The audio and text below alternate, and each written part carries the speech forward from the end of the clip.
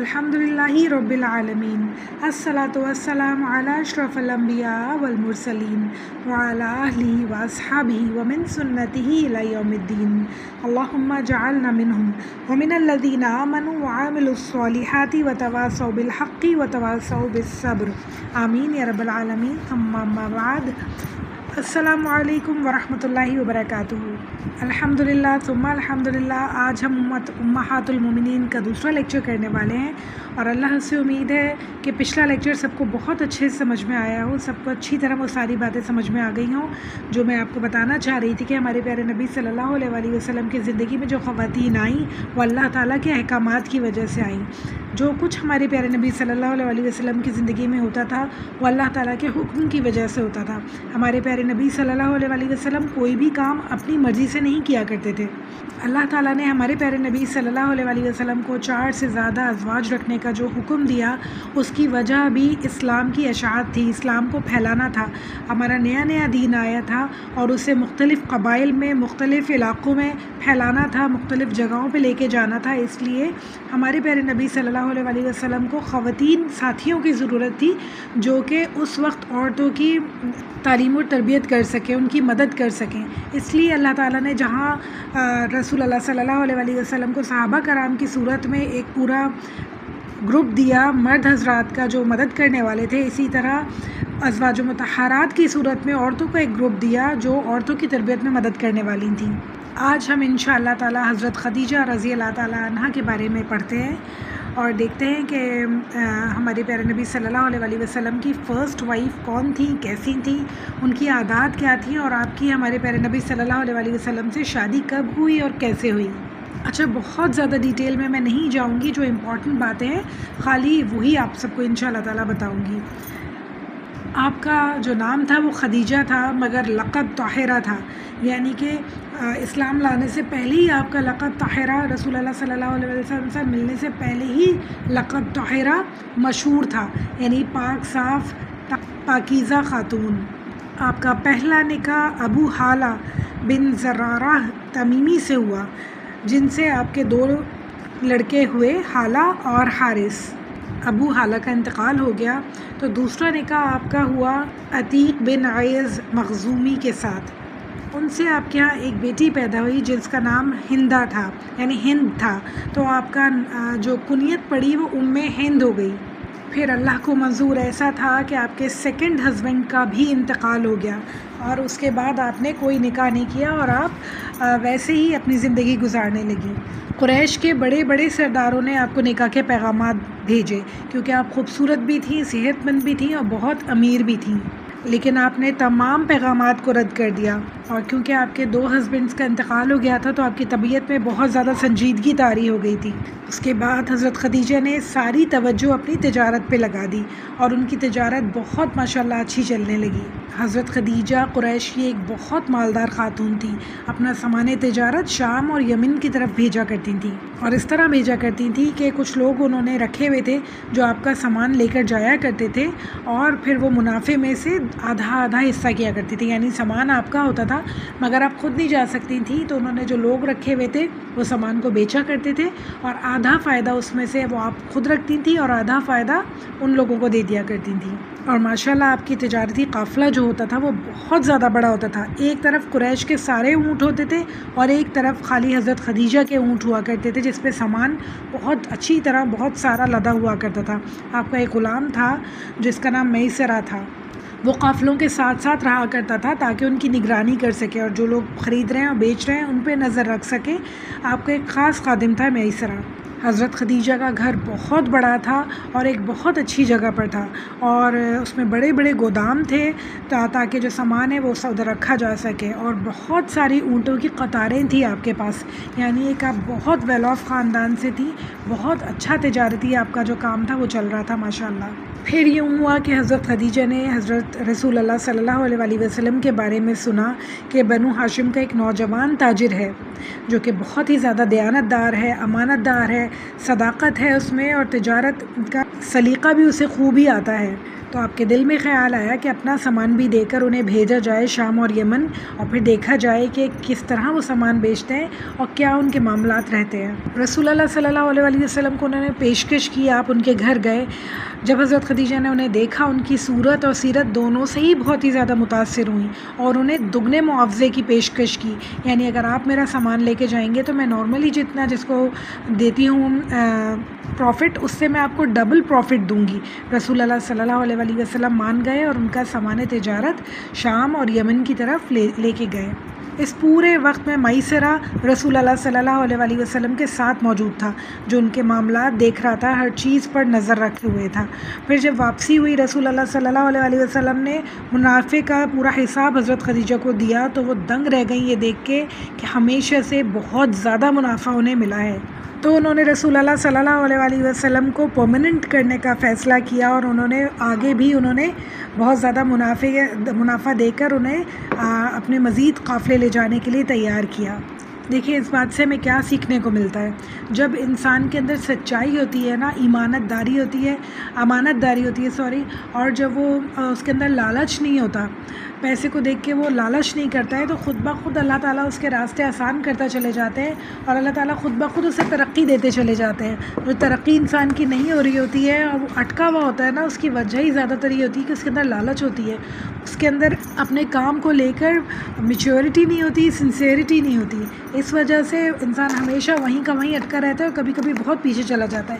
جس انسان کے اندر امانت و صداقت ہوتی ہے نا، اللہ تعالیٰ ہمیشہ اسے برکت دیتے ہیں۔ تو اللہ تعالیٰ ہم سب کو توفیق دے کہ ہم جو بھی کام کریں امانت کے ساتھ کریں، صداقت کے ساتھ کریں، یعنی سچائی کے ساتھ کریں، لالچ نہ ہو اس کے اندر، تو اللہ تعالیٰ ہم سب کے کاموں میں برکت دیں گے انشاءاللہ، اسے بہت زیادہ آگے بڑھانے پہ قادر ہیں اور نئے نئے راستے کھولنے پہ قادر ہیں اللہ تعالیٰ۔ اور بعد میں جب میسرہ نے رسول اللہ صلی اللہ علیہ وسلم کی سیرت مبارک کے چشم دید واقعات سنائے کہ کس طرح کیا کیا واقعات ہوئے، کیا کیا لوگوں سے معاملات ہوئے، آپ کا بولنے چلنے کا طریقہ کیا ہے، آپ کا تجارت کا طریقہ کیا ہے، آپ کا لوگوں سے بات کرنے کا طریقہ کیا ہے، آپ کے اخلاق کے بارے میں بتایا، تو حضرت خدیجہ بہت زیادہ امپریس ہوئیں ان تمام باتوں سے۔ جیسے کہ ہم نے پڑھا کہ حضرت خدیجہ خوبصورت بھی تھیں، صحت مند بھی تھیں اور بہت زیادہ دولت مند بھی تھیں، عزت اور شہرت بھی ان کے پاس تھی، مگر ابھی تک انہوں نے تیسرا نکاح کرنے کے بارے میں نہیں سوچا تھا۔ مگر جب رسول اللہ صلی اللہ علیہ وسلم سے ان کی ملاقات ہوئی تو اللہ تعالیٰ نے یقیناً ان کے دل میں یہ بات ڈالی کہ آپ کا تیسرا نکاح جو ہے رسول اللہ صلی اللہ علیہ وسلم کے ساتھ ہونا چاہیے۔ ان سے زیادہ خوبصورت، ان سے زیادہ بااخلاق، باکردار شریک حیات آپ کو نہیں مل سکتا۔ تو جب ان کے دل میں یہ خیال آیا تو اس معاملے میں آپ نے اپنی سہیلی نفیسہ کو اپنا رازدار بنایا اور اس مسئلے پہ بات چیت کی، اور رسول اللہ صلی اللہ علیہ وسلم کے چچا جناب ابو طالب تک یہ بات پہنچی، تو انہوں نے بہت خوشی کا اظہار کیا، رضامندی کا اظہار کیا کہ یہ تو بہت ہی اچھی بات ہے۔ تو نفیسہ بھی خوش ہو گئیں اور انہوں نے جا کے حضرت خدیجہ کو مبارکباد دی کہ آپ کا کام مجھے بنتا ہوا نظر آ رہا ہے۔ تو اس طرح دونوں کا نکاح جو ہے قرار پا گیا، اور رسول اللہ صلی اللہ علیہ وسلم کا نکاح حضرت خدیجہ کے ساتھ ہونے جا رہا تھا۔ اس دن حضرت ابو طالب نے خطبہ دیا جو کہ کچھ ایسا تھا: سب تعریفیں اللہ تعالیٰ کے لیے ہیں جس نے ہمیں حضرت ابراہیم علیہ السلام کی اولاد اور حضرت اسماعیل کی کھیتی سے پیدا کیا، اپنے گھر کا مجاور اور اپنے حرم کا نگہبان بنایا۔ ہمیں اس نے وہ گھر عنایت فرمایا جس کا حج کیا جاتا ہے اور جو حرم اور امن کی جگہ ہے۔ اس رب کا شکر ہے جس نے ہمیں لوگوں پر حاکم بنایا ہے۔ اس کے بعد آپ نے فرمایا کہ یہ میرے بھتیجے محمد بن عبداللہ وہ شخص ہیں کہ جن کے برابر کوئی آدمی نہیں ہے۔ بے شک آپ کے پاس مال نہیں ہے، لیکن مال تو ڈھلتی پھرتی چھاؤں ہے اور ایک عارضی سی چیز ہے۔ پھر فرمایا: اے حاضرین، تم محمد صلی اللہ علیہ وسلم کی قرابت جانتے ہو، وہ خویلدی کی بیٹی خدیجہ سے نکاح کرنا چاہتے ہیں اور میرے مال سے 20 اونٹ مقرر کیے ہیں، یعنی مہر مقرر کیے ہیں۔ خدا کی قسم میرے بھتیجے بڑی شان والے ہیں اور ان کا مستقبل انتہائی شاندار ہے۔ یہ تھے ہمارے پیارے نبی صلی اللہ علیہ وسلم کے چچا ابو طالب. سبحان اللہ. آپ دیکھیں کہ وہ ایمان نہیں لائے، آخر تک ایمان نہیں لائے، مگر شروع سے کتنی بہترین سپورٹ تھی ہمارے پیارے نبی صلی اللہ علیہ وسلم کے لیے ان کی طرف سے. ہر طرح کی سپورٹ، ہر طرح کے انہوں نے طاقت دی رسول اللہ صلی اللہ علیہ وسلم کو، اور کتنے پیارے الفاظ ان کے لیے استعمال کیے. اپنی جان سے، اپنے مال سے، ہر طرح سے رسول اللہ صلی اللہ علیہ وسلم کو ہمیشہ انہوں نے سپورٹ کی. پھر اس کے بعد ایک خطبہ ورقہ بن نوفل نے بھی دیا، جو حضرت خدیجہ رضی اللہ تعالیٰ عنہ کے چچا زاد بھائی تھے. انہوں نے فرمایا، حمد و ثنا اس خدا کے لیے ہے جس نے ہمیں ویسا ہی بنایا جیسے آپ ابو طالب نے فرمایا، اور ہمیں وہ تمام فضیلتیں عطا فرمائیں جسے ابو طالب نے شمار کیا ہے. بس ہم لوگ عرب کے پیشوا اور سردار ہیں، اور آپ تمام فضائل کے مالک ہیں. کوئی جماعت آپ کے فضائل کا انکار نہیں کر سکتی، اور کوئی شخص آپ کے شرف اور فخر کو رد نہیں کر سکتا. بے شک ہم لوگوں نے نہایت رغبت سے آپ کے ساتھ شامل ہونے اور ملنے کو پسند کیا ہے. بس اب قریش بھائیوں گواہ رہو کہ خدیجہ بنت خلید کو میں نے محمد صلی اللہ علیہ وسلم بن عبداللہ کی زوجیت میں دیا 400 مسقال کے بدلے. اس کے بعد دونوں میں ایجاب اور قبول ہوا الحمدللہ، یعنی دونوں کا نکاح ہو گیا. اس طرح ہمارے پیارے نبی صلی اللہ علیہ وسلم کا پہلا نکاح ہوا حضرت خدیجہ کے ساتھ. پھر ولیمے کی باری آئی تو ہمارے پیارے نبی صلی اللہ علیہ وسلم نے ایک اونٹنی قربان کی، اور بعض روایت میں آتا ہے کہ 2 اونٹنیاں قربان ہوئیں اور لوگوں کو کھانا کھلایا گیا. حضرت خدیجہ رضی اللہ تعالیٰ عنہ اتنی زیادہ خوش تھیں شادی کے موقع پر کہ انہوں نے اپنی کنیزوں کو حکم دیا کہ ڈف بجائیں اور خوشی کا اظہار کریں. حضرت ابو طالب کہنے لگے، اس موقع پہ خدا کے لیے ہی سب تعریف ہیں جس نے ہماری پریشانیوں کو دور فرمایا اور ہمارے رنج و الم کو مٹا دیا. شادی کے کچھ عرصے بعد ہی ہمارے پیارے نبی صلی اللہ علیہ وسلم کی زوجہ حضرت خدیجہ رضی اللہ تعالیٰ عنہ کی بہت زیادہ فرمائش پر ہمارے پیارے نبی صلی اللہ علیہ وسلم اپنا آبائی گاؤں چھوڑ کے، اپنا آبائی گھر چھوڑ کے حضرت خدیجہ کے گھر میں شفٹ ہو گئے. اب ہمارے پیارے نبی صلی اللہ علیہ وسلم کی زندگی ایک مکمل طور پہ بدل گئی. اب وہ سارا جو مال تھا حضرت خدیجہ کا، وہ ہمارے پیارے نبی صلی اللہ علیہ وسلم کا بھی ہو گیا. آپ یہ دیکھیں کہ کتنی بہترین وائف حضرت خدیجہ رہیں، اتنا زیادہ انہوں نے ٹرسٹ کیا ہمارے پیارے نبی صلی اللہ علیہ وسلم پہ. یقیناً ان کی پرسنالٹی ٹرسٹ کے لائق تھی، تعریف کے لائق تھی، جب ہی انہوں نے ٹرسٹ کیا. اور اب رسول اللہ صلی اللہ علیہ وسلم مزید تجارتی سفروں پر جانے لگے، اور حضرت خدیجہ کی جو تجارت تھی وہ بہت زیادہ پروفٹ میں چلنے لگی ماشاءاللہ.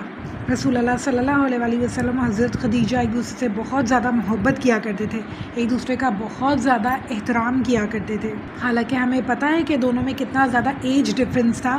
ہمارے پیارے نبی صلی اللہ علیہ وسلم اس وقت صرف 25 ایئرس کے تھے، حضرت خدیجہ اس وقت 40 ایئرس کی تھی. اس بات سے ہمیں کیا بات پتہ چلتی ہے؟ یعنی آپ یہ دیکھیں کہ حضرت خدیجہ کے 2 نکاح پہلے سے ہوئے ہوئے تھے، ان کے بچے بھی تھے، اور ان کی ایج بھی رسول اللہ صلی اللہ علیہ وسلم سے ڈبل تھی. مگر اس سے ہمیں یہ بات پتہ چلتی ہے کہ اگر آپ لوگوں کا مینٹل لیول میچ ہوتا ہے، آپ لوگوں کی ایک دوسرے سے نیچر میچ ہوتی ہے، تو ایج ڈفرینس کوئی بھی بات نہیں ہے.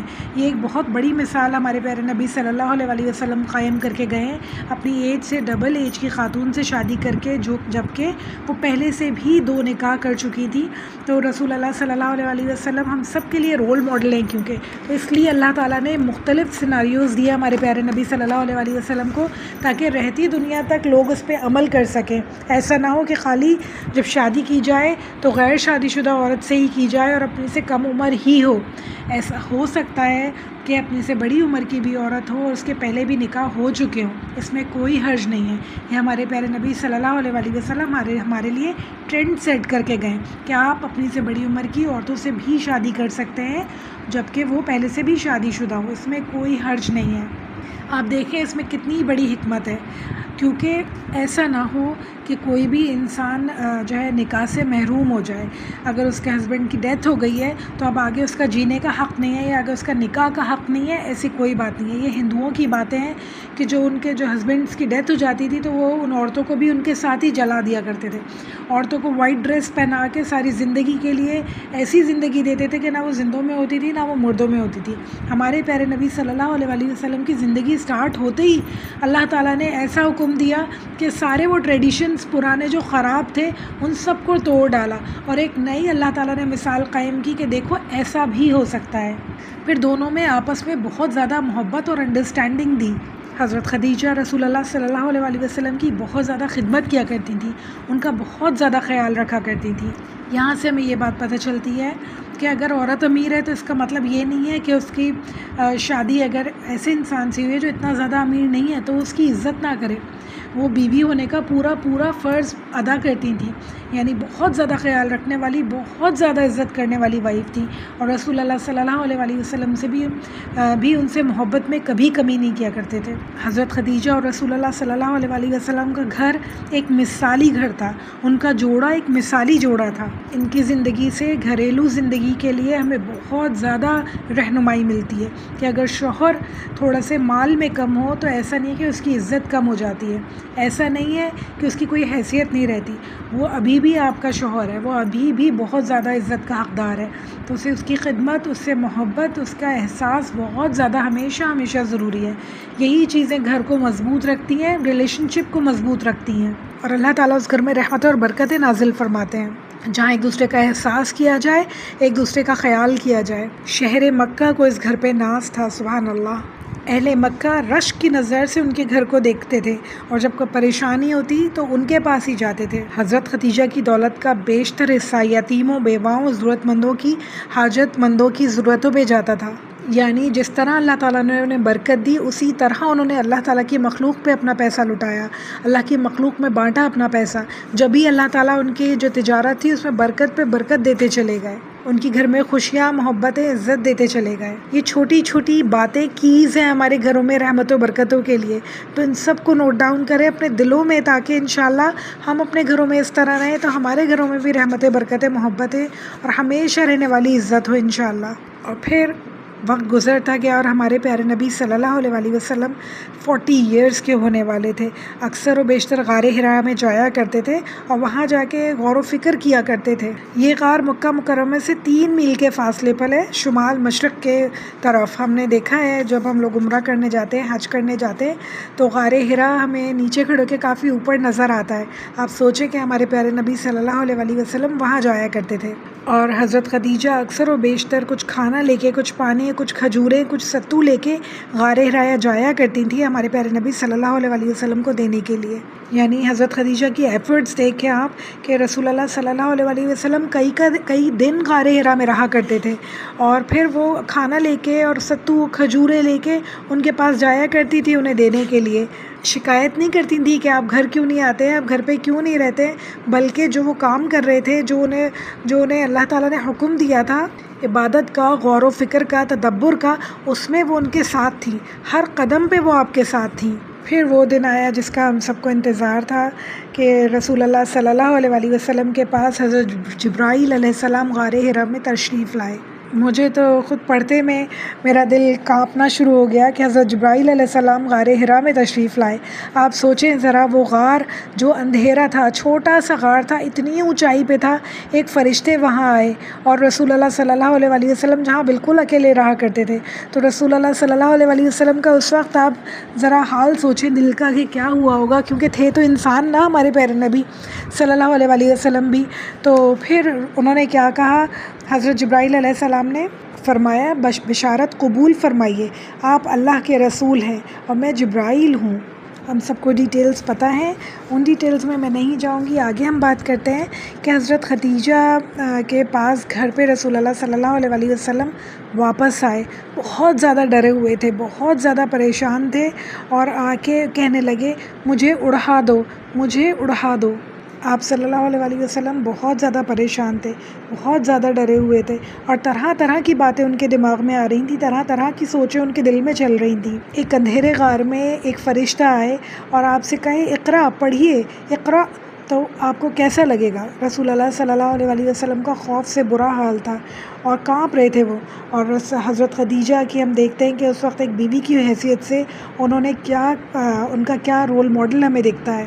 جب رسول اللہ صلی اللہ علیہ وسلم کی طبیعت تھوڑی سنبھلی تو حضرت خدیجہ سے کہنے لگے میں ایسے واقعات دیکھتا ہوں کہ مجھے اپنی جان کا ڈر ہو گیا ہے۔ حضرت خدیجہ ہمارے پیارے نبی صلی اللہ علیہ وسلم سے بہت زیادہ محبت کرتی تھی، ان کی ہمیشہ کی غمخوار تھی۔ 15 سال ہو گئے تھے آپ صلی اللہ علیہ وسلم کی اور ان کی شادی کو۔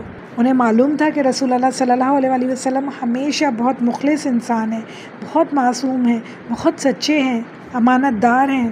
جب انہوں نے ہمارے پیارے نبی صلی اللہ علیہ وسلم کا یہ حال دیکھا اور ان کی زبان سے یہ بات سنی تو فرمانے لگی خدا کی قسم اللہ آپ کو کبھی رسوا نہ کرے گا، آپ عزیزوں اور رشتہ داروں سے حسن سلوک کیا کرتے ہیں، ناتواؤں، بے کسوں اور غریبوں کا بوجھ اٹھایا کرتے ہیں، جن کے پاس کچھ نہیں ہوتا آپ انہیں دیتے ہیں، مہمانوں کی تواضع کرنے والے ہیں، مشکل میں ہمیشہ حق کے ساتھ کھڑے ہوتے ہیں اور مدد کرتے ہیں، آپ صادق ہیں۔ سبحان اللہ، سبحان اللہ۔ دیکھیں آپ ذرا حضرت خدیجہ کا کردار دیکھیں، ان کے بات کرنے کا اسٹائل دیکھیں، کتنی سچائی سے اور کتنے واضح طور پہ انہوں نے ہمارے پیارے نبی صلی اللہ علیہ وسلم کی پوری زندگی کو ایک چند جملوں میں اظہار کر دیا کہ آپ بالکل پریشان مت ہو، آپ اتنے اچھے انسان ہیں۔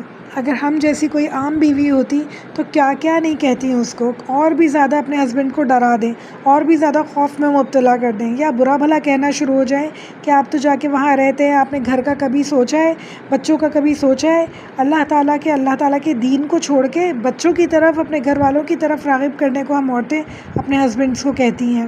مگر آپ حضرت خدیجہ کو دیکھیں کہ انہوں نے کتنی خوبصورتی سے انہیں کہا کہ اللہ تعالیٰ آپ کے ساتھ کبھی برا نہیں ہونے دیں گے۔ ان کی ایک ایک بات میں ہمیں رسول اللہ صلی اللہ علیہ وسلم کی اتنی زیادہ محبت، عزت اور عقیدت نظر آتی ہے۔ پھر حضرت خدیجہ رسول اللہ صلی اللہ علیہ وسلم کو اپنے ساتھ لے کے اپنے چچا زاد بھائی ورقہ بن نوفل کے پاس گئیں، جو اس وقت توریت اور انجیل کے سب سے بڑے عالم تھے۔ جب انہوں نے یہ پوری بات سنی تو انہوں نے فرمایا رسول اللہ صلی اللہ علیہ وسلم سے، یہ تو وہی فرشتے ہیں جو اللہ تعالیٰ نے موسیٰ علیہ السلام کے پاس نازل فرمائے تھے۔ یعنی وہ فوراً سے سمجھ گئے، توریت اور انجیل کے سچے عالم تھے، اصلی عالم تھے، اور ڈیپتھ میں انہوں نے یہ دونوں کتابیں پڑھی ہوئی تھیں۔ انہیں معلوم تھا کہ جب حضرت جبرائیل علیہ السلام کوئی وحی لے کے آتے ہیں تو وہ کیا ہوتا ہے اور کس طرح وہ بات کرتے ہیں اور کیا بات کرتے ہیں، تو وہ فوراً سمجھ گئے کہ حضرت جبرائیل علیہ السلام تھے جو رسول اللہ صلی اللہ علیہ وسلم کے پاس آئے تھے۔ اور پھر انہوں نے کہا کاش میں آپ کے زمانہ نبوت تک جوان ہوتا، وہ بہت زیادہ بزرگ ہو چکے تھے۔ اور پھر کہنے لگے اور کاش میں اس وقت تک زندہ ہوتا جب کہ آپ کی قوم آپ کو نکالے گی، یعنی آپ کی قوم آپ کو آپ کے شہر سے نکال دے گی۔ یعنی اس وقت رسول اللہ صلی اللہ علیہ وسلم کو اور حضرت خدیجہ کو یہ پتہ چل گیا کہ وہ ایک فرشتے تھے حضرت جبرائیل علیہ السلام، اور اللہ تعالیٰ نے رسول اللہ صلی اللہ علیہ وسلم کو مبعوث کرنے کا پروگرام بنایا ہے۔ تو اس واقعے کو 6 ماہ بھی نہیں گزرے تھے کہ رسول اللہ صلی اللہ علیہ وسلم پر سورہ علق کی ابتدائی 5 آیتیں نازل ہوئیں۔ جب رسول اللہ صلی اللہ علیہ وسلم نے حضرت خدیجہ کو بتائی یہ بات تو انہوں نے فوراً سے اسلام قبول کر لیا۔ خواتین میں اسلام قبول کرنے والی پہلی خاتون حضرت خدیجہ کبریٰ تھی۔ پھر وہی کچھ عرصے کے لیے بند ہو گئی تو رسول اللہ صلی اللہ علیہ وسلم پریشان رہتے تھے، بے چین رہتے تھے، تو ہمیشہ حضرت خدیجہ انہیں تسلی دیا کرتی تھی، ان کی پریشانی دور کرنے کی پوری کوشش کیا کرتی تھی، اور انہیں یقین دلایا کرتی تھی کہ وحی کا سلسلہ دوبارہ انشاءاللہ شروع ہو جائے گا، آپ پریشان مت ہوں۔ پھر اللہ تعالیٰ نے رسول اللہ صلی اللہ علیہ وسلم کو حکم دیا کہ آپ اپنے آس پاس کے جو آپ کے قریبی رشتہ دار ہیں انہیں دعوت دیں اسلام کی۔ تو اس پوری دعوت کا رسول اللہ صلی اللہ علیہ وسلم نے ارینجمنٹ کیا اپنے گھر پر، اور اس دعوت کا سارا بندوبست حضرت خدیجہ رضی اللہ تعالیٰ نے کیا۔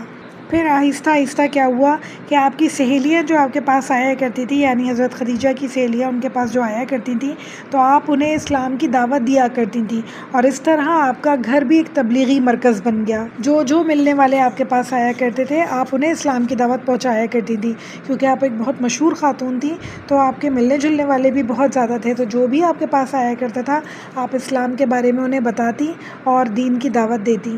اللہ تعالیٰ ہمیں بھی ان کے جیسا بنائے کہ ہم اپنے گھروں سے ہی شروع کریں انشاءاللہ تعالیٰ دین کی دعوت دینا اپنے بچوں کو، اپنے گھر والوں کو۔ الحمدللہ ہم بورن مسلم ہیں، مگر جو کمیاں خامیاں ہمارے اندر ہیں اللہ تعالیٰ وہ ہم سے دور کروا دے، ہمارے بچوں کے اندر سے انشاءاللہ دور کروا دے۔ پھر وقت گزرتا گیا اور کفار کے ظلم و ستم کی وجہ سے، پریشانیوں کی وجہ سے جب رسول اللہ صلی اللہ علیہ وسلم رنجیدہ ہو جاتے تو آپ صلی اللہ علیہ وسلم حضرت خدیجہ کو بتاتے تو رسول اللہ صلی اللہ علیہ وسلم فرماتے ہیں جب میں کوئی بات حضرت خدیجہ کو بتاتا تو وہ اس طرح میری ڈھارس بندھایا کرتی تھیں کہ میرے دل کو تسکین مل جاتی تھی، اور کوئی رنج ایسا نہ تھا جو خدیجہ کی باتوں سے آسان اور ہلکا نہ ہو جاتا ہو۔ سبحان اللہ، یعنی کتنی پیاری، کتنی میٹھی اور کتنی تسلی بخش باتیں وہ کیا کرتی ہوں گی، کتنی بھروسہ ان کی باتوں میں ہوتا ہوگا کہ رسول اللہ صلی اللہ علیہ وسلم سن کے ان کے دل کو سکون مل جاتا تھا۔ اللہ تعالی ہم سب کی زبانوں میں بھی وہ مٹھاس عطا فرمائے، ہم سب کی باتوں میں بھی وہ مٹھاس عطا فرمائے کہ جب ہمارے شوہر ہم سے کوئی بات ڈسکس کریں، کسی بھی طرح کی پریشانی، کسی بھی طرح کا کوئی مسئلہ، تو ہم جب ان سے بات کریں تو انہیں بھی سکون ملے، انہیں بھی ان کے دلوں کو ڈھارس ہو، انشاءاللہ ہم بھی اپنے گھروں میں سکون پیدا کرنے والے بنیں انشاءاللہ۔ اچھا، کیا ہمیں معلوم ہے یہ بات کہ اسلام کی راہ میں پہلا جان کا نذرانہ کس نے دیا؟ پہلے شہید کون تھے اسلام کی راہ میں؟ تو میں آپ کو بتاتی ہوں کہ جب اللہ تعالیٰ نے رسول اللہ صلی اللہ علیہ وسلم کو حکم دیا کہ لوگوں تک کھلا اسلام کی دعوت پہنچائی جائے، اور کوہ صفا پہ پھر حرم کعبہ پہ کھڑے ہو کے رسول اللہ صلی اللہ علیہ وسلم نے توحید کا اعلان کیا، جسے سن کے بت پرستوں میں کھلبلی مچ گئی اور وہ رسول اللہ صلی اللہ علیہ وسلم کے پیچھے پڑ گئے۔ پھر کیا ہوا، ایک روز جب رسول اللہ صلی اللہ علیہ وسلم کعبہ میں موجود تھے تو کفار مکہ وہاں جمع ہو گئے اور بہت شور و غل کیا، اور رسول اللہ صلی اللہ علیہ وسلم کو بہت دھمکیاں دی اور بہت برا بھلا کہا، اور پھر رسول اللہ صلی اللہ علیہ وسلم پر حملہ کر دیا۔ حضرت خدیجہ کے پہلے ہسبینڈ کے جو بیٹے تھے حارث، وہ یہ شور و غل سن کر اپنے گھر سے نکلے اور سیدھے حرم کعبہ کے اندر داخل ہو گئے، جہاں ہجوم تھا ایک لوگوں کا، اسے چیرتے ہوئے رسول اللہ صلی اللہ علیہ وسلم تک پہنچے تاکہ انہیں اس خطرے سے بچا سکے اور انہیں وہاں سے نکال سکے، مگر جو تلواریں تھیں وہ ایسی چلی کہ وہ جو حضرت حارث تھے وہ ان کے اوپر چلیں اور وہ اسی وقت وہاں شہید ہو گئے۔ تو اس طرح اسلام کی راہ میں پہلے شہید جو تھے، پہلی جان جس انسان نے دی، وہ حضرت خدیجہ کبریٰ کے لخت جگر ان کے اپنے بیٹے تھے، یعنی پوری زندگی حضرت خدیجہ نے رسول اللہ صلی اللہ علیہ وسلم کے نام کی، اور پھر اپنا پہلا بیٹا جو ان کا تھا وہ بھی اسلام کے نام پہ ان کا قربان ہوا۔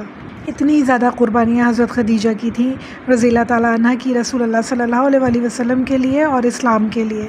پھر ہم دیکھتے ہیں شعیب ابی طالب کا معاملہ کہ وہاں کتنا زیادہ ظلم ہوا مسلمانوں کے اوپر۔ کفار مکہ نے سب نے جمع ہو کے خفیہ اجلاس کیا اور طے کیا بنی عبد المناف سے بائیکاٹ کیا جائے۔ جب رسول اللہ صلی اللہ علیہ وسلم کو نہیں روک سکے، جب ان کی نبوت کو نہیں روک سکے، جب نور کو پھیلنے سے نہیں روک سکے اور بڑی تعداد میں لوگ مسلمان ہوئے جا رہے تھے، تو اس وقت انہیں کچھ اور سمجھ نہیں آئی، انہوں نے سوچا کہ ان لوگوں سے بائیکاٹ کرنا ہی ضروری ہے۔ سب لوگ بڑے بڑے لوگ مل گئے، بڑی بڑی جو پارٹیز تھی اس وقت کی وہاں مل گئیں، اور رسول اللہ صلی اللہ علیہ وسلم کی پوری فیملی سے انہوں نے بائیکاٹ کر دیا، اور بہت سخت بائیکاٹ تھا، بہت زیادہ سخت، اور ان کی شرط یہی تھی کہ یا تو یہ اپنے آبائی دین میں واپس آ جائیں، یہ سب کے سب جب تک مر نہ جائے جب تک یہ بائیکاٹ ختم نہیں ہوگا۔ اب بائیکاٹ میں کیا کیا شرطیں تھیں؟ بنی ہاشم سے کوئی رشتہ ناتا نہ رکھا جائے، نہ ان سے کوئی چیز خریدی جائے، نہ انہیں کوئی چیز بیچی جائے، نہ انہیں کھانے پینے کا کوئی سامان دیا جائے، نہ ان سے کوئی میل جھول رکھا جائے، نہ ان سے کبھی صلح کی جائے، نہ اپنے دلوں میں ان کے لیے کوئی نرمی، کوئی غم، کوئی چیز محبت رکھی جائے۔ آپ صلی اللہ علیہ وسلم کو اور ان کے پورے قبیلے کو، ان کے پورے خاندان والوں کو شعیب ابی طالب میں محصور کر دیا گیا، ان کا کھانا پینا بالکل بند کر دیا گیا۔ بنی ہاشم کے بچے بھوک سے اس قدر رویا کرتے تھے کہ ان کی آوازیں گھاٹی کے باہر تک سنائی دیا کرتی تھیں۔ حضرت خدیجہ رضی اللہ تعالیٰ عنہ کے بھتیجے حکیم بن حزام اونٹوں پر غلہ لا کر شعیب ابی طالب میں چوری چھپے داخل ہو جاتے اور اپنی پھپھی کو یہ غلہ پہنچایا کرتے، جسے آپ حاجت مندوں میں تقسیم کر دیا کرتی تھیں۔ اس وقت بھی آپ کی شان دیکھیں کہ آپ ضرورت مندوں میں وہ غلہ تقسیم کر دیا کرتی تھیں۔ ہم ہوتے اگر ان کی جگہ تو ہم سبھی اپنے پاس سٹور کر لیتے، چاہے ہمارے سامنے لوگ بھوکے مر رہے ہوں، مگر ہم اپنے لیے رکھ لیں کہ ہم نہ بھوکے کہیں مر جائیں۔ یہ ہم سب کا کردار ہے۔ تو ہم سب کو سوچنا ہوگا کہ اب جو مشکل دور ہمارے سامنے آ رہا ہے آج کل، کتنا زیادہ کرائسس ہے، کتنی زیادہ مہنگائی ہے، تو اللہ تعالیٰ ہم سب کو بھی توفیق دے کہ ہم اپنے رزق میں سے لوگوں کو حصے دار بنائیں۔ ان غریب لوگوں کو جن کے پاس رزق کم ہے، جن کے پاس تنگی ہو جاتی ہے، انہیں اپنے ساتھ حصے دار بنائیں، تاکہ اللہ تعالیٰ ان کے بھی روزگار کو چلتا ہوا رکھے، ان کے بھی بچوں کو جو ہے پیٹ بھر کے سونے کی ملے، ان کے بچے بھی بھوک سے روئیں نہیں کہیں۔ یہ ساری باتیں جو اللہ تعالیٰ کے رسول صلی اللہ علیہ وآلہ وسلم کی زندگی سے ہمیں سیکھنے کو ملتی ہیں، ان سب پہ ہمیں غور کرنے کی ضرورت ہے، ان سب پہ ہمیں فکر کرنے کی ضرورت ہے کہ کتنی کتنی قربانیوں کے بعد یہ دین ہم تک پہنچا ہے، اور ہم اسے ایسے سمجھتے ہیں کہ ہمیں پلیٹ میں رکھ کے ملائے تو ہم اس کی عزت ہی نہیں کرتے، اس کی قدر ہی نہیں کرتے، اور ویسے مسلمان بنتے ہی نہیں ہیں جیسے اللہ تعالیٰ نے ہم سے چاہا ہے۔ حضرت خدیجہ کو دیکھیں کہ اس پریشانی کے عالم میں بھی جب خود سب لوگ بھوکے تھے اس وقت بھی وہ ضرورت مندوں کو بانٹ رہی تھی کھانا، اور ہم اپنی ہی جیبیں بھرتے رہتے ہیں، اپنے ہی کچن بھرے ہوئے ہوتے ہیں ہمارے، چاہے ہمارے سامنے ہمارے مفلس رشتہ دار یا ماسیاں یا کوئی بھی مدد مانگنے کے لیے آئے اور گڑ گڑاتے بھی رہیں تو ہم انہیں نہ بانٹیں کہ بہت مہنگائی ہے، اگر ہم دے دیں گے تو ہمارا خرچہ کیسے چلے گا۔ تو اللہ تعالیٰ ہم سب کو وہ اللہ توکل عطا فرمائے جو ان لوگوں کے اندر تھا، جس کی وجہ سے اسلام پھیلا۔ یہ بائیکاٹ 3 سال چلا، 3 سال بعد جب یہ بائیکاٹ ختم ہوا تو بنو ہاشم اپنے گھروں کو لوٹے۔ سوچیں کہ حضرت خدیجہ کتنی زیادہ امیر خاتون تھی، کتنی پرسکون ان کی زندگی گزر رہی تھی، رسول اللہ صلی اللہ علیہ وآلہ وسلم سے شادی کی، ایمان لائیں، اور پھر اس کے بعد ہر رسول اللہ صلی اللہ علیہ وآلہ وسلم کی پریشانی میں، ان کے دکھ اور تکلیف میں ان کے ساتھ رہیں، ہمیشہ ہمیشہ ساتھ رہیں، اسلام کی خاطر اپنی ساری مال و دولت انہوں نے لٹا دی۔ پھر شیب ابی طالب میں رسول اللہ صلی اللہ علیہ وآلہ وسلم کے ساتھ کتنی قناعت پسندی سے رہیں۔ رسول اللہ صلی اللہ علیہ وآلہ وسلم کی نظر میں جو ان کا مقام تھا اور اللہ تعالیٰ کی نظر میں جو ان کا مقام ہے ایسے ہی نہیں ہے، بہت زیادہ قربانیاں دی حضرت خدیجہ رضی اللہ تعالیٰ عنہ نے اللہ تعالیٰ کی راہ میں رسول اللہ صلی اللہ علیہ وآلہ وسلم کی خاطر۔ پھر آیا عام الحزن، بہت ہی تکلیف دہ سال، بہت ہی پریشانیوں والا غم کا سال، جس سال میں ہمارے پیارے نبی صلی اللہ علیہ وآلہ وسلم کے بہت ہی پیارے چچا حضرت ابو طالب کا انتقال ہو گیا۔ رسول اللہ صلی اللہ علیہ وآلہ وسلم کے اوپر غم کا پہاڑ تھا ان کا جانا، اتنے زیادہ وہ سپورٹیو تھے، اتنا زیادہ وہ رسول اللہ صلی اللہ علیہ وآلہ وسلم سے محبت کیا کرتے تھے، ہر طرح سے ان کا خیال رکھا کرتے تھے کہ ان کا جانا ایک ایسا تھا جیسے رسول اللہ صلی اللہ علیہ وآلہ وسلم پھر سے یتیم ہو گئے ہو۔ ابھی ان کا غم، ان کی تکلیف ہی کم نہیں ہوئی ہوگی رسول اللہ صلی اللہ علیہ وآلہ وسلم کے اپنے چچا کو بھولنے میں کہ حضرت خدیجہ رضی اللہ تعالیٰ عنہ بھی اللہ تعالیٰ کو پیاری ہو گئیں۔ سوچیں اتنی مشکلات، اتنے دشمن، اتنی پریشانیاں، چاروں طرف سے پریشانیاں اور مشکلات، اور پھر اس کے بعد جو سب سے مین سہارے تھے اللہ تعالیٰ نے وہ لے لیے ہمارے پیارے نبی صلی اللہ علیہ وآلہ وسلم سے۔ جب آپ صلی اللہ علیہ وسلم پیدا ہوئے اس سے پہلے ان کے والد کا انتقال ہو گیا، اس کے کچھ عرصے بعد رسول اللہ صلی اللہ علیہ وسلم کی والدہ کا انتقال ہو گیا، پھر ان کے دادا کا انتقال ہو گیا، پھر ان کے چچا کا انتقال ہو گیا، پھر ان کی وائف کا انتقال ہو گیا۔ سوچیں کتنے زیادہ امتحان لیے ہمارے پیارے نبی صلی اللہ علیہ وآلہ وسلم کے اللہ تعالیٰ نے، اور ساتھ ساتھ ان سے دین کا کام بھی لیتے رہے، ساتھ ساتھ ان کے اوپر وہ مشکلات بھی تھیں، چاروں طرف سے دشمنیاں، چاروں طرف سے حملے، دھمکیاں، اور پھر ساتھ ساتھ یہ عام الحزن رسول اللہ صلی اللہ علیہ وسلم کی زندگی میں آیا، جس میں 2 بہت بڑے سہارے جو تھے، محبت کرنے والے لوگ، ان سے جدا ہو گئے۔ اپنی زندگیوں میں دیکھیں ہم کتنی آسانیاں ہیں، کتنی آسانیاں ہیں، کتنی کم پریشانیاں ہیں جس میں ہم پریشان ہوتے ہیں۔ ہماری پریشانیاں کیا ہیں؟ گیس نہیں آ رہی ہے، لائٹ نہیں آ رہی ہے، مہنگائی ہو گئی ہے۔ سوچیں ذرا ان کی زندگی کی پریشانیاں، ان کی زندگیوں کے جو ٹینشن تھی اس کے لیول آپ چیک کریں۔ ہماری زندگیوں میں تو کچھ بھی ایسا مسئلہ نہیں ہے، ہم جتنا شکر ادا کریں کم ہے، ہم بے انتہا ناشکرے ہو گئے ہیں، بے انتہا بے صبرے ہو گئے ہیں۔ رسول اللہ صلی اللہ علیہ وآلہ وسلم کی زندگی چیک کریں، حضرت خدیجہ کی زندگی چیک کریں، کتنی زیادہ پریشانیاں تھیں، کتنی زیادہ مشکلات تھیں دین کی خاطر۔ ہم دین کے لیے اول تو کچھ کرتے ہی نہیں ہیں، چھوٹا موٹا بھی ہم کچھ کرنے کی کوشش کرتے ہیں تو ذرا سی بھی کوئی رکاوٹ آتی ہے ہم چھوڑ کے بیٹھ جاتے ہیں کہ ہم سے نہیں ہوگا، ہمارے گھروں کے کاموں میں مشکلات ہو رہی ہیں، ہمارے یہ کام پینڈنگ ہو رہے ہیں اور ہم نہیں دین حاصل کر سکتے، نہیں سیکھ سکتے۔ سوچیں کتنی قربانیوں کے بعد، کتنی مشکل حالات کے بعد یہ دین ہم تک پہنچا ہے۔ ہمارا کیا فرض بنتا ہے؟ سب سے امپورٹنٹ ہے اس دین کو سیکھنا، سب سے امپورٹنٹ ہے اس کو جاننا، سمجھنا اور آگے سکھانا انشاءاللہ۔ اپنے دلوں کو مضبوط کریں، اپنے ذہنوں کو مضبوط کریں اور یہ چھوٹی چھوٹی پریشانیوں سے نکل کے کچھ پروڈکٹیو کریں، دین کو سیکھیں، علم کو سیکھیں اور آگے اپنی زندگی کا مشن بنائیں کہ انشاءاللہ مجھے اللہ تعالیٰ کے دین کو آگے بڑھانا ہے۔ موت سے پہلے اللہ تعالیٰ مجھے اتنا وقت دے دے انشاءاللہ کہ میں اللہ تعالیٰ کے دین کے لیے کچھ کام کر سکوں انشاءاللہ، تاکہ میرے زندہ ہونے کا، میرے پیدا ہونے کا مقصد پورا ہو سکے انشاءاللہ۔ اللہ تعالیٰ ہم سب کو عقل عطا فرمائے اور اپنی زندگیوں کو صحیح طرح سے گزارنے کی توفیق عطا فرمائے انشاءاللہ تعالیٰ۔ اچھا، عام الحزن جو ہے یہ ہجرت سے 3 سال قبل پیش آیا۔ حضرت خدیجہ کی موت کے وقت ہم دیکھتے ہیں کیا ہوا۔ رسول اللہ صلی اللہ علیہ وسلم حضرت خدیجہ کے پاس تشریف لائے اور ان سے فرمانے لگے آسمان کی طرف دیکھ کر کہ خدیجہ تم اس مرض سے جانبر نہ ہو سکو گی، یعنی تمہیں شفا نہیں مل سکے گی اس مرض سے۔ تو انہوں نے جواب دیا میں اللہ تعالیٰ کے حکم کو بخوبی قبول کرتی ہوں، اور اس کے بعد ان کا انتقال ہو گیا۔ حضرت فاطمہ رضی اللہ تعالیٰ عنہ فرماتی ہیں کہ انہیں بہت حیرت ہوئی یہ بات سن کے، اس وقت موجود تھیں رسول اللہ صلی اللہ علیہ وسلم کے منہ سے ایسے الفاظ نکلتے ہوئے، انہیں بہت حیرت ہوئی کہ رسول اللہ صلی اللہ علیہ وسلم تو ان سے اتنی محبت کرتے تھے اور ان کا انتقال ہونے والا ہے اور آپ ان سے ایسی باتیں کر رہے ہیں۔ انہیں یہ کہنا چاہیے تھا کہ تم ٹھیک ہو جاؤ گی، بالکل اچھی ہو جاؤ گی، جو ہم عام طور پہ اپنے مریضوں سے کہہ رہے ہوتے ہیں، فکر نہیں کرو تم بالکل ٹھیک ہو جاؤ گے، تمہیں شفا مل جائے گی، فلاں ڈاکٹر کو دکھا دیا ہے بالکل ٹھیک ہو جاؤ گے۔ اس سے بہتر کیا بات ہے؟ اس سے بہتر یہ بات ہے کہ ہم مرنے والے کو بتائیں کہ دیکھو تمہارا وقت لگتا ہے قریب آ گیا ہے۔ ہم سب کو یہ بات پتہ ہونی چاہیے، ہر انسان کو مرنا ہے، اور مرنے سے پہلے کلمہ جو گوئی ہے وہ ضروری ہے۔ ہمیں یہ بتانا چاہیے کہ دیکھو تم اتنے بیمار ہو، لگتا ہے کہ اللہ تعالیٰ کے پاس جانے کا وقت آ گیا ہے، تو کلمہ پڑھ لو اور تم اللہ تعالیٰ سے توبہ کر لو، معافی مانگ لو اللہ تعالیٰ سے، تمام باتیں یاد دلائیں، تمام باتیں کہیں کہ دیکھو یاد کرو کیا کیا باتیں تمہیں یاد آ رہی ہیں، اللہ تعالیٰ سے ان تمام باتوں پہ معافی مانگ لو اس سے پہلے کہ موت کا وقت آئے۔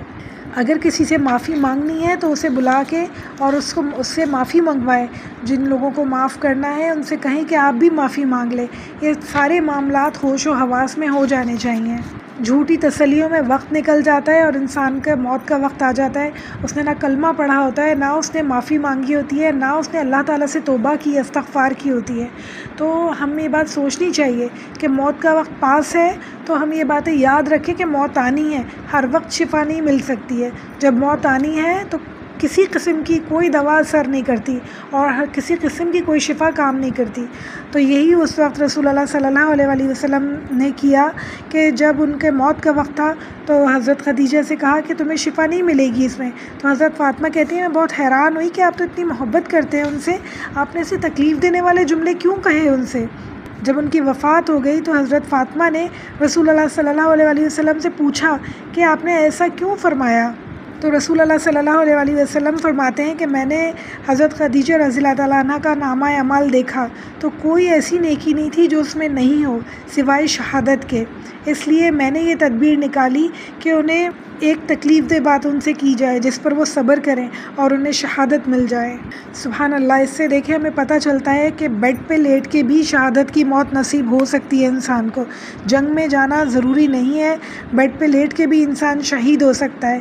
جو تکلیف اللہ تعالیٰ دیتے ہیں، جب ہمارے بزرگ بیمار ہوتے ہیں، جب انہیں تکلیف پہنچ رہی ہوتی ہے اس پہ صبر کرتے ہیں تو اللہ تعالیٰ ان کو شہادت کی موت بھی عطا فرما سکتے ہیں۔ اللہ تعالیٰ ہم سب کو شہادت کی موت عطا فرمائے انشاءاللہ، ہم سب کو موت کے وقت کلمہ نصیب فرمائے انشاءاللہ تعالیٰ۔ اب حضرت خدیجہ بھی وفات پا چکی تھی، رسول اللہ صلی اللہ علیہ وسلم اکیلے تھے اور بہت غم زدہ تھے، یعنی اتنے زیادہ لوگوں میں، اتنی ساری پریشانیوں میں حضرت خدیجہ تھیں جو انہیں سہارا دیتی تھی، جو ان سے محبت سے بات کرتی تھی، انہیں تسلی دیا کرتی تھیں۔ اللہ تعالیٰ حضرت خدیجہ پہ ہزاروں لاکھوں رحمتیں نازل فرمائے انشاءاللہ۔ اب ایک نظر ڈالتے ہیں ہم کہ رسول اللہ صلی اللہ علیہ وسلم سے حضرت خدیجہ رضی اللہ تعالیٰ عنہ کی کتنی اولاد اللہ تعالیٰ نے نصیب کی۔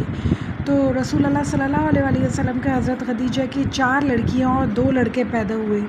قاسم رسول اللہ صلی اللہ علیہ وسلم کی پہلی اولاد، آپ صلی اللہ علیہ وسلم کے فرزند تھے، ان کی وجہ سے رسول اللہ صلی اللہ علیہ وسلم کی کنیت پڑی ابو قاسم۔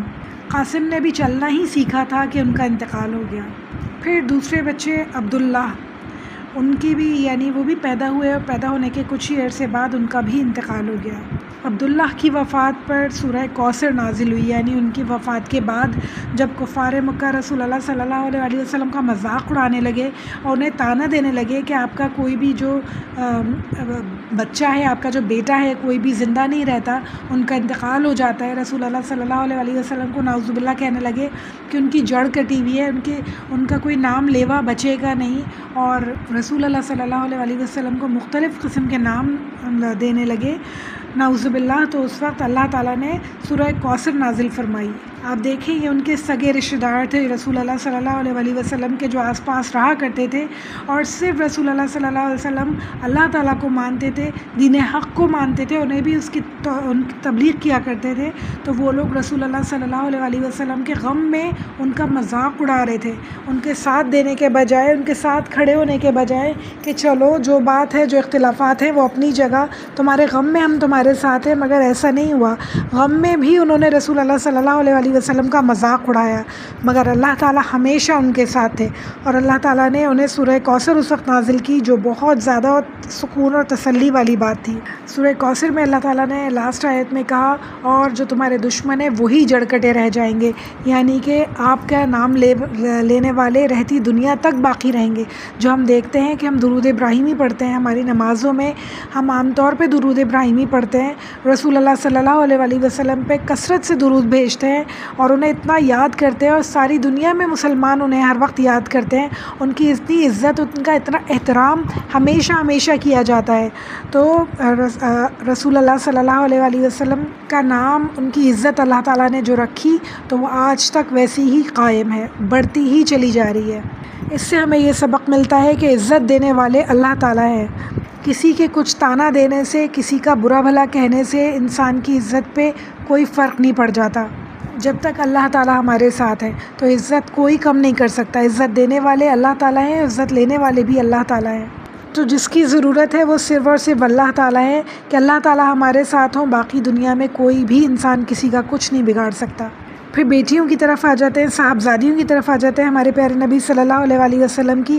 تو سیدہ زینب آپ صلی اللہ علیہ وسلم کی بیٹی تھیں، جو کہ قاسم سے چھوٹی تھیں۔ جب ہمارے پیارے نبی صلی اللہ علیہ وسلم 30 ایئرس کے تھے، اس وقت سیدہ زینب پیدا ہوئیں۔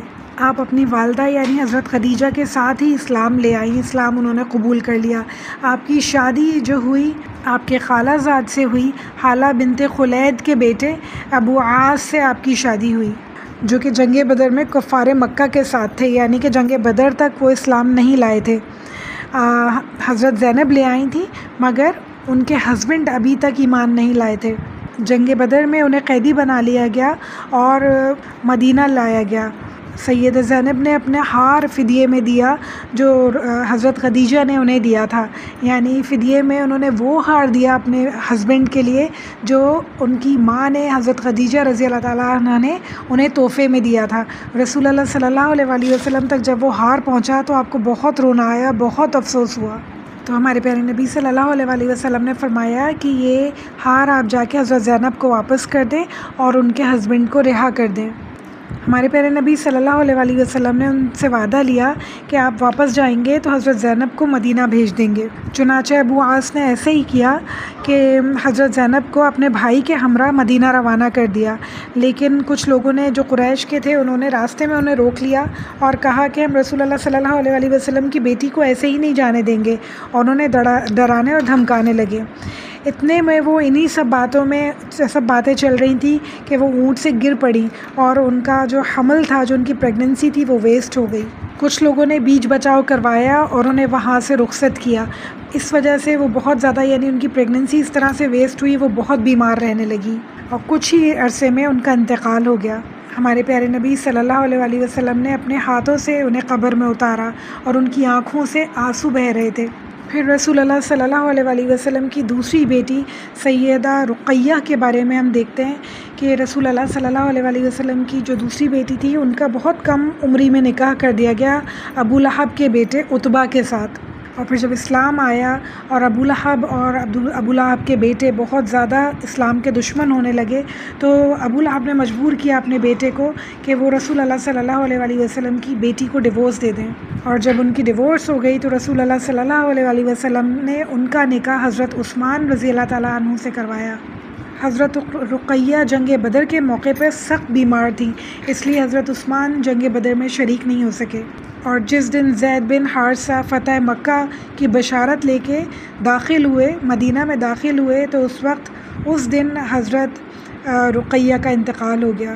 یعنی آپ دیکھیں رسول اللہ صلی اللہ علیہ وسلم کی زندگی، ابھی ان کی اتنی اچھی وائف اور ان کے چچا کا انتقال ہوا، اور پھر ہم دیکھتے ہیں یہ تو یعنی بعد میں ہوا تھا، جیسے جیسے ان کے بچے بڑے ہوتے گئے، پہلے اللہ تعالیٰ نے چھوٹی عمر میں ان کے دونوں بیٹوں کو لے لیا، پھر رسول اللہ صلی اللہ علیہ وسلم کی زندگی میں ان کی ساری بیٹیاں بھی انتقال کر گئیں، صرف حضرت فاطمہ باقی تھیں۔ حضرت فاطمہ کا انتقال ہمارے پیارے نبی صلی اللہ علیہ وسلم کے انتقال کے 6 مہینے بعد ہوا، اور ہمارے پیارے نبی صلی اللہ علیہ وسلم حضرت رقیہ کے جنازے میں بھی شریک نہیں ہو سکے تھے، کیونکہ جنگ بدر کے لیے گئے ہوئے تھے وہ۔ حضرت عثمان وہاں موجود تھے ان کی تیمارداری کے لیے۔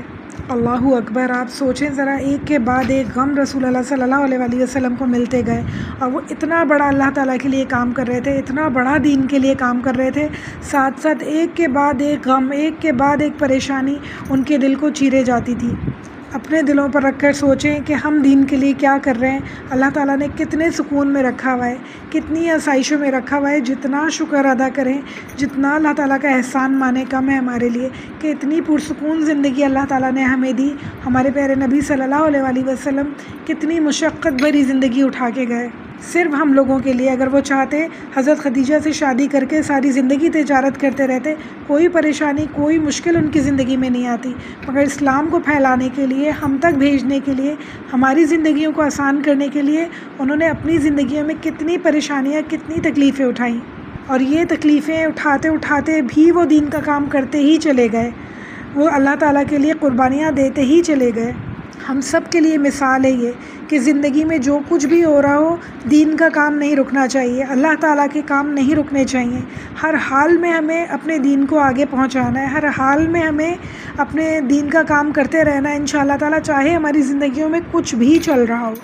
اللہ اکبر، پڑھتے ہوئے میرا دل ایسا ہو رہا ہے، تو اللہ تعالیٰ سے امید ہے کہ اللہ تعالیٰ یہ ساری جو ہم رسول اللہ صلی اللہ علیہ وسلم کی زندگی پڑھ رہے ہیں، ہم سب کو اس سے سبق حاصل ہو، ہم سب اس سے اپنے لیے عمل کے پوائنٹس نکالیں انشاءاللہ تعالیٰ، تاکہ یہ صرف یہ پڑھنا، یہ سننا، صرف پڑھنا اور سننا نہ ہو، بلکہ ہماری زندگیوں میں تبدیلیاں آئیں انشاءاللہ۔ پھر ام کلثوم کے بارے میں دیکھتے ہیں۔ سیدہ ام کلثوم رضی اللہ تعالیٰ عنہا، یہ آپ کی تیسری بیٹی تھی۔ ان کا نکاح بھی چھوٹی عمر میں ابو لہب کے دوسرے بیٹے سے ہوا، عتیبہ سے، لیکن اس کی بھی مخالفتوں کی وجہ سے اس نے بھی ہمارے پیارے نبی صلی اللہ علیہ وسلم کی بیٹی کو طلاق دے دی، اور ان کا نکاح بھی ہمارے پیارے نبی صلی اللہ علیہ وسلم نے حضرت عثمان سے کیا، جبکہ ان کی بہن حضرت رقیہ رضی اللہ تعالیٰ عنہا کا انتقال ہو چکا تھا۔ 9 ہجری میں آپ رضی اللہ تعالیٰ عنہ کا بھی انتقال ہو گیا۔ صحیح بخاری کی روایت کے مطابق رسول اللہ صلی اللہ علیہ وسلم حضرت ام کلثوم کی قبر پر بیٹھے تھے، اور آپ کی آنکھوں سے آنسو جاری تھے۔ آپ رضی اللہ تعالیٰ عنہ کی نماز جنازہ خود آپ رسول اللہ صلی اللہ علیہ وسلم نے پڑھائی تھی۔ پھر حضرت فاطمہ رضی اللہ تعالیٰ عنہا کی باری آتی ہے، جو رسول اللہ صلی اللہ علیہ وسلم کی سب سے چھوٹی اور سب سے چہیتی صاحبزادی تھی۔ آپ کی پیدائش بعثت کے بعد، یعنی رسول اللہ صلی اللہ علیہ وسلم مبعوث ہو گئے تھے، اس کے بعد حضرت فاطمہ پیدا ہوئی تھی۔ ان کا نکاح ہمارے پیارے نبی صلی اللہ علیہ وسلم نے حضرت علی کے ساتھ فرمایا۔ آپ کا نکاح جنگ بدر کے بعد ہوا۔ ہمارے پیارے نبی صلی اللہ علیہ وسلم کی زندگی میں حضرت فاطمہ کے علاوہ سب بچوں کا انتقال ہو گیا تھا، اس لیے ہمارے پیارے نبی صلی اللہ علیہ وسلم آپ سے بہت زیادہ محبت کیا کرتے تھے۔ ہمارے پیارے نبی صلی اللہ علیہ وسلم جب بھی کسی سفر سے واپس تشریف لاتے تو پہلے مسجد نبوی میں جا کر نفل ادا کرتے، اور پھر اپنی بیٹی حضرت فاطمہ رضی اللہ تعالیٰ عنہ کے گھر تشریف لے کر جاتے تھے، یعنی ان سے ملا کرتے تھے، ان کی خیر خبر لیا کرتے تھے۔ اتنی زیادہ وہ محبت کرتے تھے، یعنی کتنا تھکا ہوا انسان ہوتا ہے، کتنا پریشان حال ہوتا ہے جب کسی سفر سے آتے ہیں، مگر پہلے جا کے وہ اللہ تعالیٰ سے ملاقات کیا کرتے تھے، اس کے بعد وہ اپنی بیٹی سے ملاقات کرنے کے لیے جایا کرتے تھے۔ اچھا، ہم یہ بھی دیکھتے ہیں کہ حضرت فاطمہ کے علاوہ ان کی جو بہن تھی، ان کے اولاد باقی نہ رہی۔ حضرت فاطمہ رضی اللہ تعالیٰ عنہ کی اولاد سے نسل چلی۔ آپ کی اولاد میں 3 صاحبزادے تھے، حضرت حسن رضی اللہ تعالیٰ عنہ، حضرت حسین رضی اللہ تعالیٰ عنہ، اور حضرت محسن رضی اللہ تعالیٰ عنہ۔ محسن رضی اللہ تعالیٰ عنہ بچپن میں ہی فوت ہو گئے تھے۔ صاحبزادیوں میں ام کلثوم اور زینب تھی، اور آپ کا انتقال رسول اللہ صلی اللہ علیہ وسلم کے انتقال کے 6 ماہ بعد ہوا۔ یہ تھے ہمارے پیارے نبی صلی اللہ علیہ وآلہ وسلم کے بچے جو حضرت خدیجہ سے ہوئے. اور پھر اب ہم دیکھتے ہیں کہ رسول اللہ صلی اللہ علیہ وآلہ وسلم کی جو زوجہ تھیں حضرت خدیجہ رضی اللہ تعالیٰ عنہ، ان کے عزیز و اقارب کے بارے میں دیکھتے ہیں. عوام بن خلید جو حضرت خدیجہ رضی اللہ تعالیٰ عنہ کے بھائی تھے، عشرہ مبشرہ میں شامل تھے. ہم جیسے کہ جانتے ہیں رسول اللہ صلی اللہ علیہ وآلہ وسلم حضرت خدیجہ سے بہت زیادہ محبت کیا کرتے تھے. اسی طرح ہمارے پیارے نبی صلی اللہ علیہ وآلہ وسلم حضرت خدیجہ کے جانے کے بعد ان کے رشتہ داروں سے، ان کے سہیلیوں سے بڑے ادب و احترام والے معاملات رکھا کرتے تھے. حضرت خدیجہ رسول اللہ صلی اللہ علیہ وآلہ وسلم کو اتنا یاد آتی تھی اور ان سے اتنی محبت کیا کرتے تھے. اس سے ایک چھوٹا سا واقعہ آپ کو سناتی ہوں. حضرت عائشہ رضی اللہ تعالیٰ عنہا فرماتی ہیں کہ ایک دفعہ حضرت خدیجہ کی بہن خالہ رسول اللہ صلی اللہ علیہ وسلم سے ملنے کے لیے آئیں اور انہوں نے اجازت طلب کی تو ان کی آواز حضرت خدیجہ سے ملتی تھی. آپ صلی اللہ علیہ وآلہ وسلم کے کانوں میں آواز پڑی تو بے اختیار رسول اللہ صلی اللہ علیہ وسلم کو حضرت خدیجہ یاد آ گئیں اور آپ کھل اٹھے اور فرمایا خالہ ہوں گی. حضرت عائشہ فرماتی ہیں مجھے رشک پیدا ہوا اور میں نے عرض کیا کہ آپ ایک بڑھیا کو یاد کرتے ہیں اور ان کی بے حد تعریف کیا کرتے ہیں تو وہ بوڑھی عورت تھی. حق تعالیٰ نے آپ کو ان کا نعم البدل عطا فرما دیا ہے. یہ سن کر آپ کو جلال آ گیا، یعنی رسول اللہ صلی اللہ علیہ وسلم کو غصہ آ گیا اور فرمایا نہیں، اللہ کی قسم اللہ نے مجھے اس کا نعم البدل عطا نہیں فرمایا. جب لوگوں نے مجھ پر ایمان لانے سے انکار کر دیا تھا تو وہ مجھ پر ایمان لائیں. جب لوگوں نے مجھے جھٹلایا تو انہوں نے مجھے سچا کہا. جب لوگوں نے مجھے مال سے محروم کر دیا تو انہوں نے میری مال سے مدد کی. جب اللہ نے دوسری بیویوں سے مجھے اولاد سے محروم رکھا تو ان سے اللہ تعالیٰ نے مجھے اولاد عطا فرمائی. تو حضرت عائشہ فرماتی ہیں کہ میں ڈر گئی اور اس روز سے عہد کر لیا کہ آئندہ حضرت خدیجہ کے بارے میں کبھی کوئی ایسی ویسی بات نہیں کہوں گی. حضرت عائشہ فرماتی ہیں گو میں نے حضرت خدیجہ کو نہیں دیکھا لیکن مجھ کو جس قدر ان پر رشک آتا تھا کسی اور پر نہیں آتا تھا، کہ جس کی وجہ یہ تھی کہ رسول اللہ صلی اللہ علیہ وآلہ وسلم ہمیشہ ان کا ذکر کیا کرتے تھے. حضرت خدیجہ رضی اللہ تعالیٰ عنہ کی وفات کے بعد رسول اللہ صلی اللہ علیہ وآلہ وسلم کا معمول تھا کہ جب کبھی بھی کوئی جانور گھر میں ذبح ہوا کرتا تو آپ ڈھونڈ ڈھونڈ کر حضرت خدیجہ کی جانشین عورتوں کے پاس گوشت بھجوایا کرتے، یعنی ان کی سہیلیوں کو گوشت بھجوایا کرتے تھے. ایک اور بہت ہی زبردست آپ کو بات بتاتی ہوں کہ رسول اللہ صلی اللہ علیہ وآلہ وسلم کی خدمت میں ایک دفعہ حضرت جبرائیل علیہ السلام تشریف لائے اور کہا خدیجہ آپ کے پاس برتن میں کچھ کھانے کی چیزیں لے کر آ رہی ہیں، آپ صلی اللہ علیہ وسلم ان سے رب العالمین کا سلام کہیے اور میرا بھی سلام کہیے اور انہیں جنت میں ایک محل کی خوشخبری سنا دیجیے جو خالص موتیوں سے بنا ہوا ہوگا، جس میں نہ کوئی شور ہوگا نہ کوئی غم اور تکلیف ہوگی. سبحان اللہ، اللہم اجعلنا منہم. کتنی خوش نصیبی کی بات ہے. آپ دیکھیں کہ حضرت جبرائیل علیہ السلام ڈائریکٹ رسول اللہ صلی اللہ علیہ وآلہ وسلم کو خوشخبری سنا رہے ہیں. اللہ تعالیٰ کی طرف سے سلام کہا، اپنی طرف سے سلام کہا اور پھر جنت کی خوشخبری سنائی، جنت میں محل کی خوشخبری سنائی. اللہ تعالیٰ ہم سب کو ان کی سیرت پہ عمل کرنے والا بنائے، ان کے جیسا انسان بنائے. وہ ایک انسان تھی، ایک بالکل انسان تھی، ایک عورت تھی اور ہمارے جیسی عورت تھی. تو ہم ان کے جیسے کیوں نہیں بن سکتے؟ ہم اپنے دل ان کے جیسے کیوں نہیں کر سکتے؟ ہم اپنے اندر رسول اللہ صلی اللہ علیہ وآلہ وسلم کے لیے، اپنے دین کے لیے، اللہ تعالیٰ کے لیے وہ محبت کیوں پیدا نہیں کر سکتے؟ اور کیوں اس طرح دین کے لیے اپنی حیثیت کے مطابق جد و جہد نہیں کر سکتے؟ تو انشاءاللہ اللہ نے چاہا تو اللہ تعالیٰ ہمارے ساتھ بھی ایسے معاملات کر سکتے ہیں. اللہ تعالیٰ ہم سب کو بہترین عمل کی توفیق عطا فرمائے. ہم سب کے اندر اللہ تعالیٰ وہ جد و جہد کا جذبہ پیدا کر دے جو حضرت خدیجہ کے اندر تھا، وہ محبت، وہ خلوص پیدا کر دے جو حضرت خدیجہ کے اندر تھا انشاءاللہ. اور اللہ تعالیٰ ہم سب کو بھی انشاءاللہ تعالیٰ جنت الفردوس عطا فرمائے انشاءاللہ. تو یہ تھی ہمارے پیارے نبی صلی اللہ علیہ وآلہ وسلم کی فرسٹ وائف حضرت خدیجہ رضی اللہ تعالیٰ عنہا.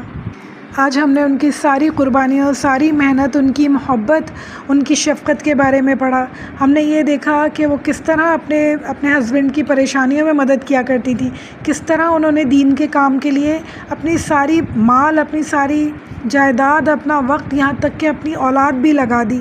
یعنی ہر طرح سے انہوں نے ہمارے پیارے نبی صلی اللہ علیہ وآلہ وسلم کی مدد کی دین کو آگے پہنچانے میں.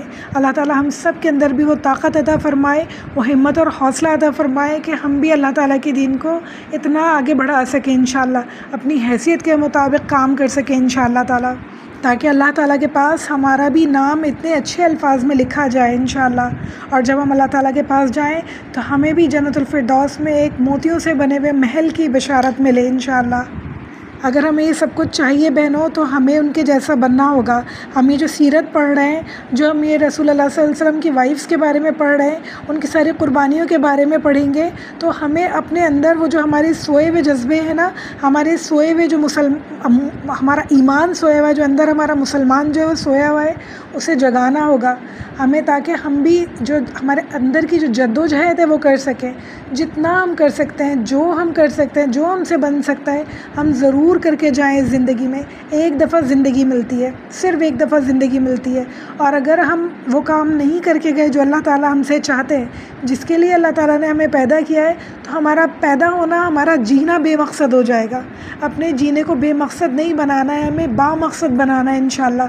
کہ اللہ کے پاس جائیں تو فخر سے جائیں انشاءاللہ کہ اللہ تعالیٰ آپ نے ہمیں جس کام کے لیے پیدا کیا، الحمدللہ ہم اپنی حیثیت کے مطابق وہ کر کے آئیں. اللہ تعالیٰ اس کو قبول و منظور فرمائے انشاءاللہ تعالیٰ.